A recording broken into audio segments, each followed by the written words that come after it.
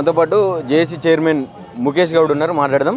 అన్న, మీరేం చెప్తారు? ఇప్పటికీ దాదాపు 2 సంవత్సరాలు అవుతుంది, ఇంకా కూడా మీరు ఇట్లనే ధర్నా చౌకులు అని చెప్పి, రోడ్ల మీద నిరసనలు అని చెప్పి ఇంకా తిరుగుతూనే ఉన్నారు ప్రభుత్వం చుట్టూ. ఏం స్పందిస్తుంది అసలు, ఎట్లా స్పందిస్తుంది? ప్రభుత్వానికి నిజంగా మానవత్వం అనేది లేదని ఈ సందర్భంగా కనిపిస్తూ ఉంది.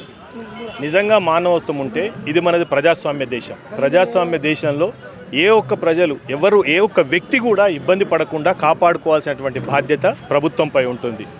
18 నెలల నుంచి రోడ్డుపై అంటే నిరసనలే కాదు, ఆత్మహత్యలు చేసుకుంటున్న ఈనాడు ప్రభుత్వం లోపల ఏమాత్రం చలనం లేదు. ఇది చాలా దౌర్భాగ్యమైన పరిస్థితి. అందుకనే నేను ప్రభుత్వానికి డిమాండ్ చేస్తూ ఉన్నాను, ఇప్పటికైనా ఈ ఆకలి చావులు ఆపాలంటే ప్రభుత్వం స్పందించాల్సినటువంటి అవసరం ఉంది. ప్రత్యేకించి ఈనాడు తెలంగాణ రాష్ట్ర ఆటో జేఏసీ ఆధ్వర్యం లోపల ఆకలి కేకల కార్యక్రమం సందర్భంగా నేను ముఖ్యమంత్రి రేవంత్ రెడ్డి గారికి, అదేవిధంగా ప్రభుత్వంలో ఉన్నటువంటి మంత్రివర్గ సభ్యులందరికీ కూడా విజ్ఞప్తి చేస్తూ ఉన్నాను. దయచేసి ఆటో కార్మికులను ఆదుకోవాలంటే మీరు వెంటనే ప్రతి నెల 12,000 రూపాయలు ప్రతి ఆటో కార్మికునికి ఇవ్వాలి. అదేవిధంగా ఒక సంక్షేమ బోర్డును ఏర్పాటు చేయాలి. 1,000 కోట్లతో సంక్షేమ బోర్డు ఏర్పాటు చేసి కార్మికులందరికీ వాళ్ళకు వడ్డీ లేని రుణాలు ఇచ్చి వాళ్ళని కాపాడాలి. దాంతో పాటుగా 45 సంవత్సరాలు నిండిన ప్రతి ఒక్క ఆటో కార్మికునికి వాళ్ళకు పెన్షన్ ఇవ్వాలి. అదేవిధంగా ఇందిరమ్మ ఇండ్లు ఏవైతే ఈనాడు ఉన్నటువంటి ప్రభుత్వం ఇస్తా అని ప్రకటన చేసిందో దాంట్లో ఒక 50% రిజర్వేషను ఆటో కార్మికులకు ఇవ్వాలి. ఎందుకు ఇవ్వాలి 50% రిజర్వేషన్ అంటే, ఆటో కార్మిక లోకంలో అన్ని కులాలకు సంబంధించి, అన్ని మతాలకు సంబంధించినటువంటి వాళ్ళు ఉన్నారు. బీసీ, ఎస్సీ, ఎస్టీ మైనారిటీలు అత్యధికంగా ఇక్కడ ఉన్నటువంటి ఆటో రంగం మొత్తం 90% మంది పైబడి వాళ్ళెవరికి సొంత ఇల్లు లేదు. కాబట్టి కనీసం ఒక 50% రిజర్వేషన్ పెట్టి వాళ్ళందరికీ ఇందిరమ్మ ఇల్లు ఇచ్చి ఆదుకుంటే తప్ప వీళ్ళ ఆకలి చావులు ఆగవు. కాబట్టి దయచేసి నేను ప్రభుత్వానికి డిమాండ్ చేస్తున్నా, వెంటనే మేము ఇప్పుడు చెప్పినటువంటి సమస్యల పరిష్కారం కోసం ప్రభుత్వం కృషి చేయాలి. లేని ఎడల తప్పకుండా ఈ ఆందోళన కార్యక్రమం, నెక్స్ట్ ఆందోళన కార్యక్రమం మన ముఖ్యమంత్రి గారి ఇంటి ముందటనే చేస్తామని చెప్తా ఉన్నాం. ఇంతకుముందు మీరు అడిగినట్టు ఇంకా ఎన్ని రోజులు అని అన్నారు కదా, ఇప్పుడున్నటువంటి పరిస్థితిలో ఇదే ఆరంభం. ఇంకా దీని అంతము ఎంత దూరమైనా పోవడానికి సిద్ధంగా ఉన్నామని తెలియజేస్తా ఉన్నాం. ఇప్పటికే దానికి అసలు ఇప్పటిదాకా ఖజానా ఖాళీగా ఉన్నది, రాష్ట్ర ఆర్థిక వ్యవస్థ మంచిగా లేదు, ఎవరు అప్పులు ఇచ్చే పరిస్థితి లేదని చెప్తా ఉన్నారు. మీరు చెప్పే అన్నీ కూడా చాలా పెద్ద బడ్జెట్లలో ఉన్నది, నెరవేరే అవకాశం ఉందంటారా అన్న? నెరవేరే అవకాశం అంటే ప్రతి దాంట్లో ఇవాళ మనము ఒక ఇంటికి ట్యాక్స్ అనేది మనం కడితే ఆ ట్యాక్స్కి వచ్చేటువంటి డబ్బుతోటి అక్కడ డెవలప్మెంట్ చేయాలన్నది చట్టం చెప్తా ఉంది. ఇవాళ మా ద్వారా డబ్బులు ప్రభుత్వానికి పోతూ ఉన్నాయి.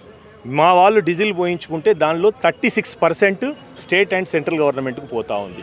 మా వాళ్ళు స్పేర్ పార్ట్స్ కొనుక్కుంటే ఆ స్పేర్ పార్ట్స్ డబ్బులలోకి వెళ్ళి జీఎస్టీ రూపకంలో రాష్ట్ర ప్రభుత్వానికి, కేంద్ర ప్రభుత్వంకు పోతూ ఉన్నాయి. ఇలా చెప్పుకుంటూ పోతే ప్రతి విషయం లోపల మేము బండి కొంటే కూడా ట్యాక్సు, ఇన్సూరెన్సు, ఇవన్నీ ప్రభుత్వానికి మా ద్వారా పోతున్నటువంటి డబ్బు. ఈ డబ్బులో నుంచి మీరు కనీసం అంటే మేము వేసుకున్న లెక్కల ప్రకారము ప్రతి సంవత్సరము 1,500 కోట్ల రూపాయలు మా ఆటో కార్మికులతోటి ప్రభుత్వానికి పోతూ ఉన్నాయి. 1,500 కోట్ల డబ్బు అని అంటే మా ఆటో కార్మికులు దాదాపుగా తెలంగాణ రాష్ట్రంలో 7 లక్షల ఆటోలు ఉన్నాయి. 30 లక్షల పైబడి జనాభా ఉన్నటువంటి మా ఆటో కార్మిక లోకం. 1,500 కోట్లు నీకు ప్రతి సంవత్సరం వస్తూ ఉంటే 1,000 కోట్లు వీళ్ళ సంక్షేమానికి ఖర్చు పెడితే తప్పేముంది? ఇది చట్టమే, చట్టబద్ధంగా వీళ్ళకి అడిగే హక్కు ఉంది.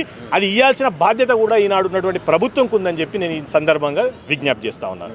అయితే ఇప్పటికే ఒక 80 మందికి పైచిలకు ఆటో డ్రైవర్లు అందరూ కూడా ఆత్మహత్యలు చేసుకున్న పరిస్థితి. వాళ్ళని ఉద్దేశించి కూడా అసెంబ్లీలో కొంచెం అవహేళనగా మాట్లాడిన పరిస్థితి చూసినాం మన రాష్ట్ర ముఖ్యమంత్రి గారు. ఇప్పుడు ఆయన ఇల్లు ముట్టడించినంత మాత్రాన మీ సమస్యలన్నీ పరిష్కరిస్తాయి అనుకోవచ్చా?